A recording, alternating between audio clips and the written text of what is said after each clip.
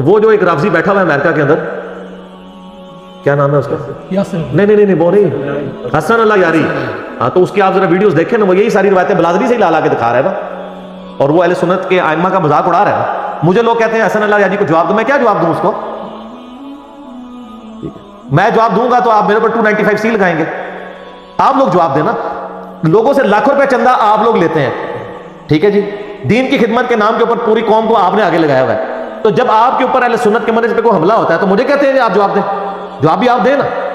انصاب الاشراف جو ہے وہ امام بلازری المتوفا 289 ہجری کی کتاب ہے، جو پہلے 300 سال کے محدثین میں سے ہیں، لیکن اس کتاب کی صحت کے اوپر اتفاق نہیں ہے۔ شیخ زبیر لذیذ صاحب تو اپنی وفات سے پہلے اپنے رسالے میں اعلان برات کر گئے اس کتاب سے، کیونکہ ان کا موقف یہ تھا کہ اس کتاب کے اندر صرف آپ کو آل امیہ کو بچانے کے لیے روایتیں نہیں ملیں گی، بلکہ اس روایت میں تو حضرت معاویہ کو بچانا بھی مشکل ہو جائے گا۔ میں اصول برکت کے لیے آپ کو صرف ایک روایت بتا دیتا ہوں جو بلازری نے اپنی کتاب کے اندر لکھی ہوئی ہے، اور ایون مسند البزار میں موجود ہے، ٹھیک ہے، کہ نبی الاسلام نے فرمایا، ایک صحابی کہتے ہیں کہ نبی الاسلام کے سامنے سے ایک اونٹ گزر رہا تھا، تو نبی الاسلام نے فرمایا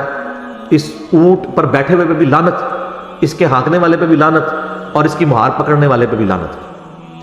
اب مسند البزار میں ان تینوں کے نام نہیں، بس اتنی روایت لکھی ہے، اور یہ روایت مجموع الزوائد میں امام حیثمی ابن جرسقانی کے استاد نے بھی لکھی ہے۔ میں ان اماموں سے پوچھتا ہوں یہ آپ نے دین کی کون سی خدمت کی ہے یہ روایت لکھ کے، کہ آپ کتاب روایت یہ لکھ رہے ہیں کہ اونٹ پہ بیٹھے ہوئے پہ بھی لعنت، ہانکنے والے پہ بھی لعنت، اور اس کی مہار پکڑنے والے پہ بھی لعنت، اور حدیث ختم۔ بتائیں نا کون ہے وہ بندہ،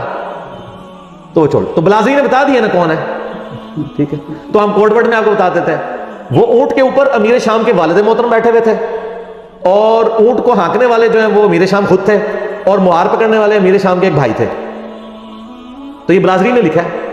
تو آپ ٹھیک لے لیں بلازری سے، یہ اور بھی بہت کچھ لکھا ہے اس میں۔ تو شیخ زبیر صاحب جو ہے نا پھر اس لیے کہتے تھے کہ اگر بلازری کی کتاب انصاب الاشراف سے اس طرح روایتیں لینا شروع کر دیں گے نا تو ہمیں پھر، ابھی تک تو ہم کا دفاع صحابیت کی وجہ سے کر رہے ہیں، پھر معاملات کچھ اور نکلنے شروع ہو جائیں گے، ٹھیک ہے نا۔ تو یہ کتاب فراڈ ہے۔ اس کے علاوہ تاریخ دمشق میں بھی باقی جگہ بھی موجود ہے۔ شیخ زبیر صاحب نے اپنی کتاب جو فضائل صحابہ میں نا یہ روایت لکھ کے نا انہوں نے لکھا کہ حلال بن یصاف تک اس کی سند صحیح ہے۔